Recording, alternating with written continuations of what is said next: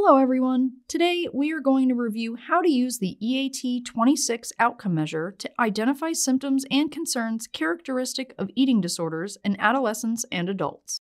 This measure obtains information about the client's body mass index, attitudes about eating, as well as recent behaviors related to eating.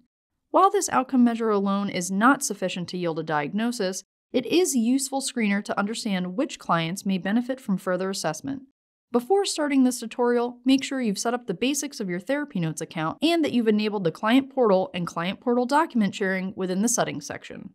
There are two ways to send the EAT-26 outcome measure to a client, either from the Outcome Measures tab in the library or from the Client's Portal tab. First, let's click Library, and then the Outcome Measures tab. Select the EAT-26 questionnaire.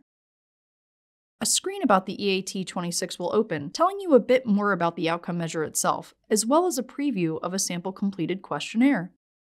Click the Share on Portal button at the bottom of the screen. This will then open a Share Documents on Portal dialog box.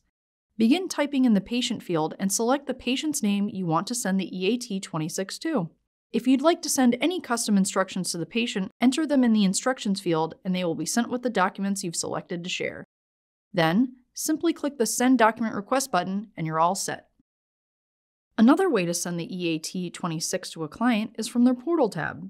First, you will need to click the Patients tab, then select Patient Name, the Portal tab, and then Share Documents button. The Share Documents on Portal box will appear. From the drop-down menu, select Outcome Measures, and then in the Name of Document box, begin typing and select EAT-26. Add any necessary custom instructions into the Instruction field and click the Send Document Request button. Once the document request has been sent, the outcome measure will be listed in the patient's Documents and Portal request with a pending submission status. If you have any questions, contact us at 215-658-4550 or email us at support@therapynotes.com. As always, our support is free and unlimited, 24 hours a day, 7 days a week.